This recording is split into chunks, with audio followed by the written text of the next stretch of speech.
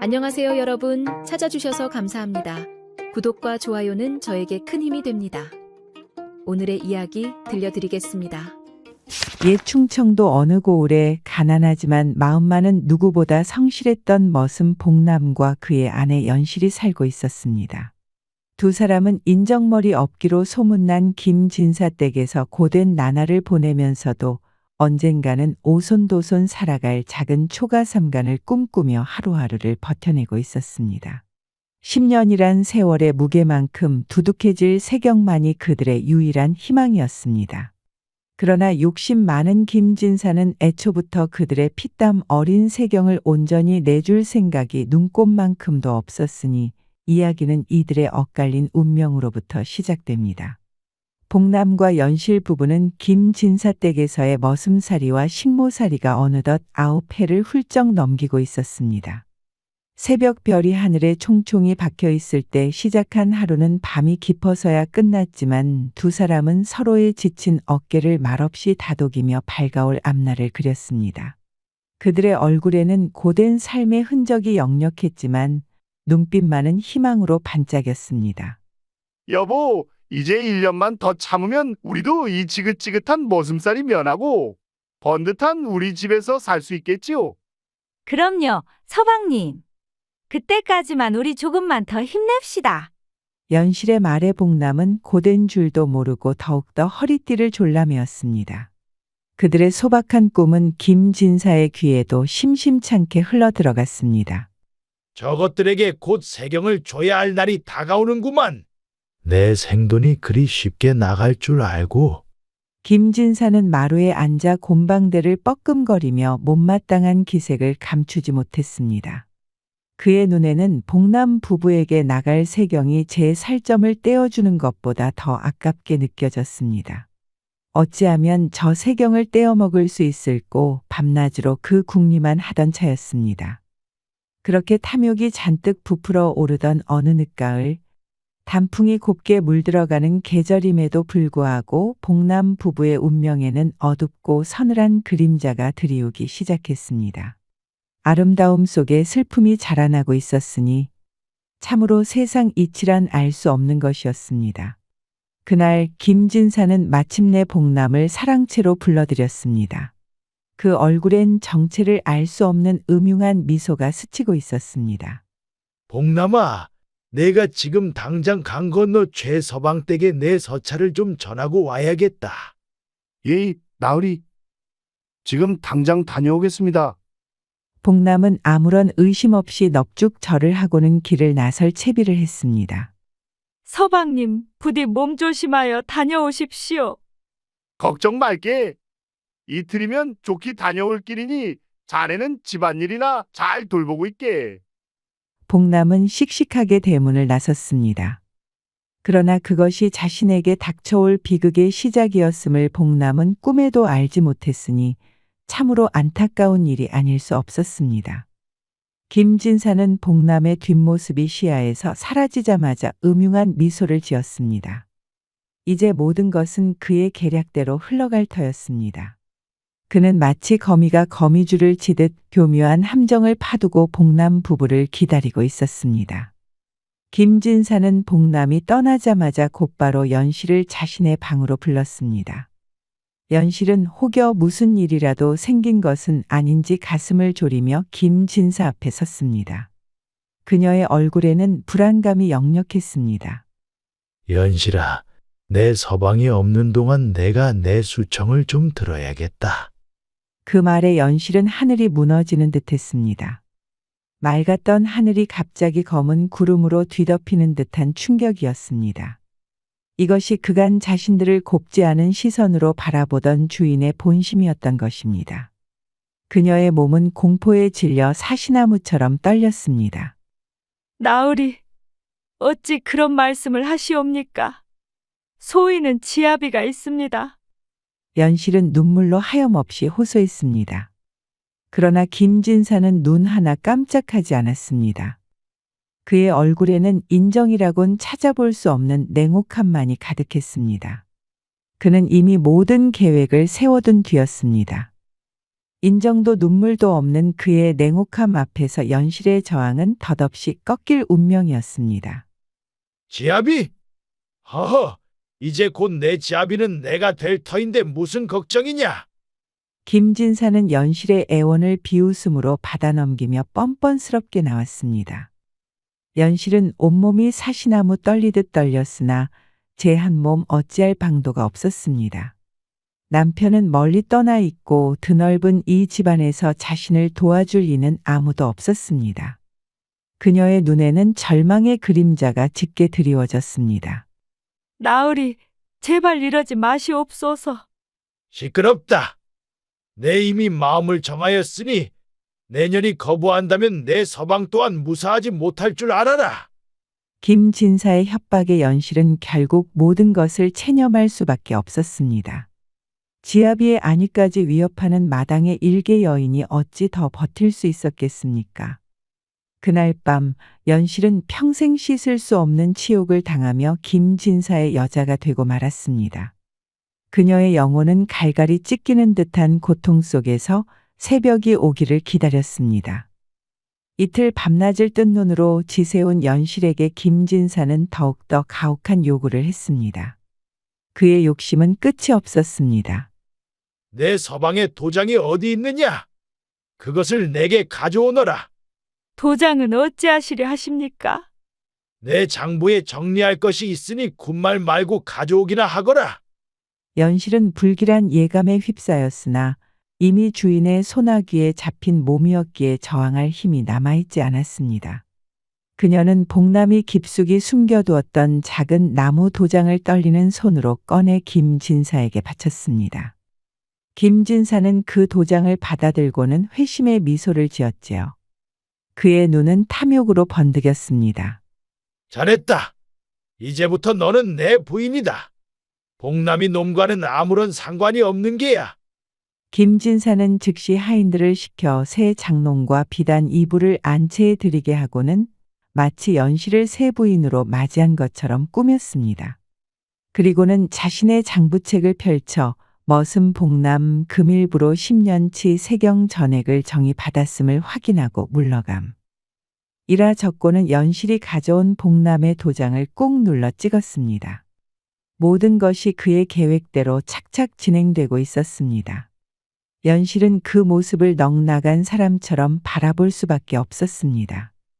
자신의 손으로 지아비의 10년 공든 탑을 무너뜨린 셈이었으니 그 죄책감과 절망감을 어찌 이루 다 말할 수 있겠습니까? 며칠 뒤 심부름을 마치고 돌아온 복남은 자신의 눈앞에 펼쳐진 광경을 믿을 수가 없었습니다. 아내가 있어야 할 아래채는 텅 비어 있고 안채에서는 김진사와 연실이 부부처럼 함께 있는 것이 아니겠습니까? 그의 심장은 발밑으로 곤두박질 치는 듯했습니다. 여보, 이게 대체 어찌 된 일이오? 저 자가 왜 당신과 함께 있는 것이오? 복남의 절규에 김진사는 비릿한 웃음을 흘리며 말했습니다. 이놈아, 내 놈 눈이 멀었느냐?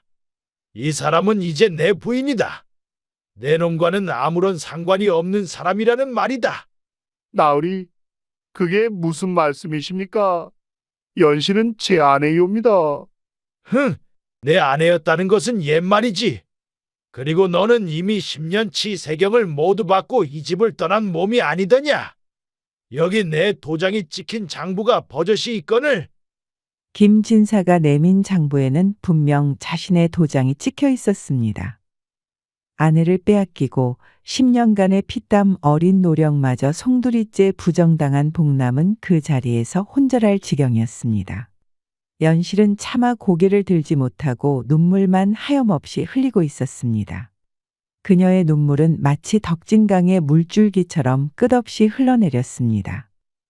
그날 이후 복남은 실성한 사람이 되었습니다. 밤낮으로 거리를 헤매며 내 돈, 내 돈. 외치고 다녔습니다. 맑았던 눈동자는 초점을 잃었고 씻지 못해 꾀죄죄한 행색은 영락없는 미치광이의 모습이었습니다.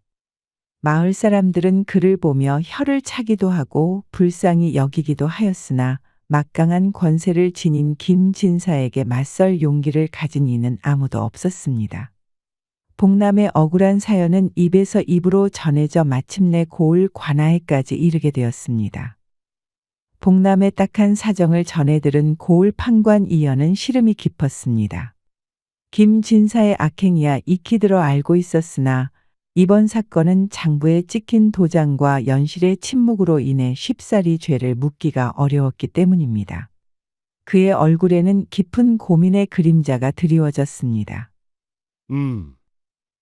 아무리 생각해도 김진사 놈의 농간이 분명한데 뚜렷한 물증이 없으니 어찌하면 좋을꼬. 판관은 며칠 밤낮을 고민하였으나 뾰족한 수가 떠오르지 않았습니다. 김진사는 이미 관아에 사람을 보내 자신이 정당하게 연실을 새 부인으로 맞았으며 복남에게는 세경을 모두 지급했다고 주장하고 있었습니다. 몇 날 며칠 답답한 마음의 뒷짐을 지고 마루를 서성이던 판관 앞에 아들 슬기가 다가와 말했습니다. 아버님, 제게 좋은 수가 하나 떠올랐습니다. 제가 한번 해결해 보아도 되겠습니까? 슬기는 이내 눈을 반짝이며 말했습니다. 그의 눈빛에는 어린 나이답지 않은 비범함이 서려 있었습니다. 내가 그래. 어디 한번 내 생각을 들어보자꾸나. 판관은 어린 아들의 당돌한 말에 반신반의하면서도 한편으로는 일말의 기대를 걸었습니다. 슬기는 자신의 계획을 소상히 아뢰었고 판관은 아들의 비범한 해안의 감탄을 금치 못했습니다. 내 아들이지만 참으로 기특하구나. 그래, 내 뜻대로 한번 해보거라.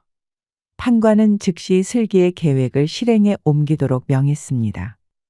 다음 날 아침 슬기는 먼저 박석이를 불렀습니다.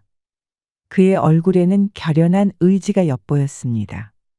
박석이 나으리, 지금부터 제가 시키는 대로 해주셔야겠습니다. 이 큰 괴짝 안에 들어가 조용히 숨어 계십시오.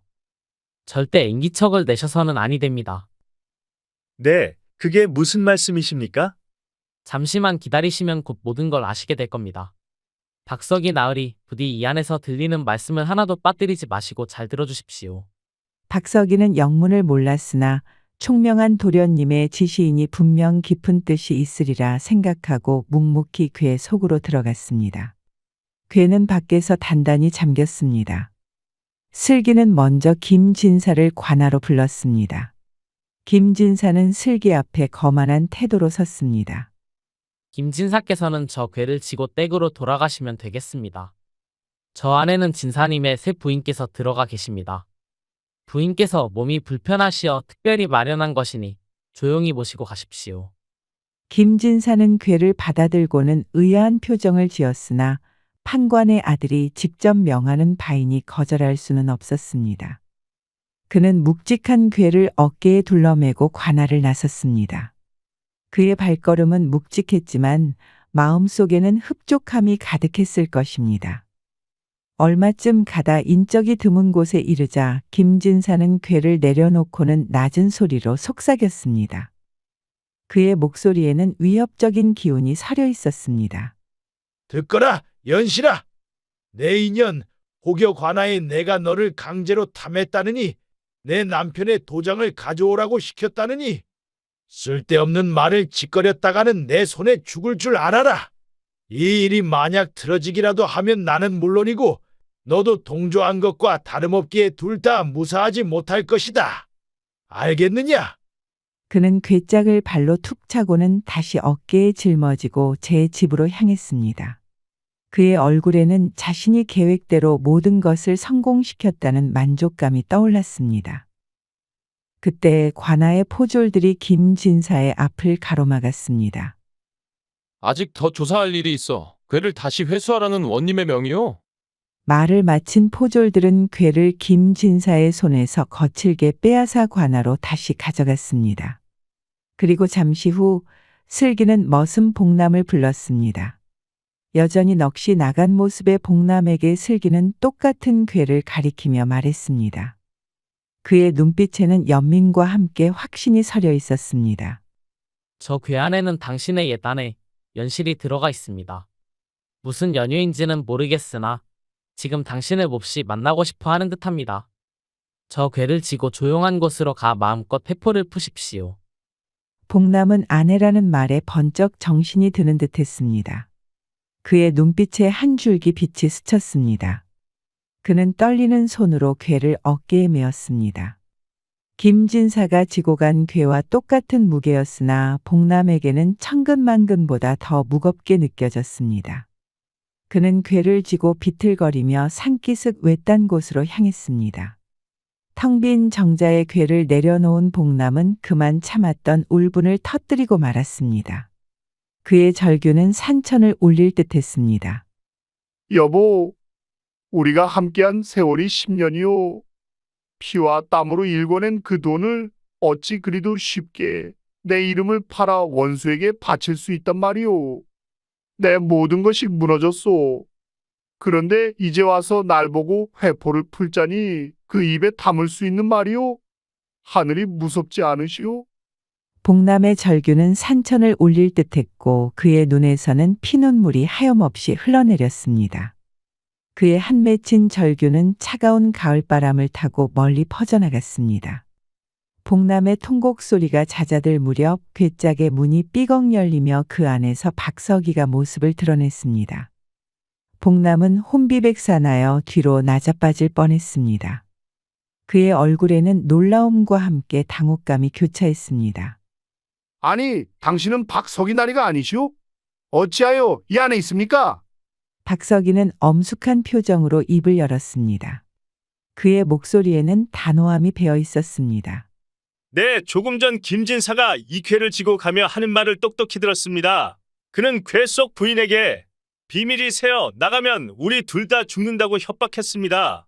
또한 당신이 조금 전 쏟아낸 절규 또한 한 글자도 빼놓지 않고 다 들었습니다. 이로써 모든 진실이 명백히 밝혀진 것이었습니다. 박석이는 즉시 관하로 돌아가 판관 이연에게 자신이 듣고 본 모든 것을 고했습니다. 판관 이연의 얼굴에는 흡족함과 함께 김진사에 대한 분노가 떠올랐습니다. 판관 이연은 즉시 김진사를 대령시키고 국문을 시작했습니다. 빼도 박도 못할 증언 앞에 김진사는 결국 자신의 모든 죄를 실토할 수밖에 없었습니다. 남의 아내를 겁박하여 빼앗고 머슴의 피땀 어린 세경을 가로챈 그의 악행은 만천하에 드러났습니다. 연실 또한 불려와 눈물로 자신의 과오와 어쩔 수 없었던 사정을 고백하며 용서를 빌었습니다. 그녀의 참회는 진심으로 우러나온 것이었습니다. 판관은 추상 같은 목소리로 판결을 내렸습니다. 그의 판결은 정의의 칼날처럼 날카로웠습니다. 죄인 김진사는 그 죄상이 심히 무거우니 전 재산을 몰수하여 마땅히 복남에게 돌려주고 이후 관노가 되어 평생 속죄하며 살도록 하라. 김진사는 그 자리에서 삭탈관직되어 형틀에 묶이는 신세가 되었습니다. 그의 얼굴에는 절망과 좌절감이 가득했습니다. 복남은 꿈결같이 자신의 모든 것을 되찾았습니다. 실성했던 그의 눈빛은 다시 총기를 되찾았고 사람들은 그의 억울함이 풀린 것을 진심으로 축하해 주었습니다. 그는 되찾은 재산으로 작은 집과 논밭을 마련하여 새 삶을 시작했습니다. 연실은 남편에게 돌아왔고 자신의 잘못을 깊이 뉘우치며 평생 그림자처럼 복남을 섬기며 살았다고 합니다.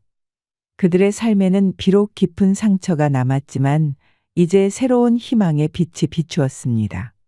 그리고 이 모든 일을 해결한 12살 소년 이슬기의 지혜와 용기는 고을 전체에 널리 알려져 두고두고 사람들의 입에 오르내리며 칭송을 받았다고 전해집니다.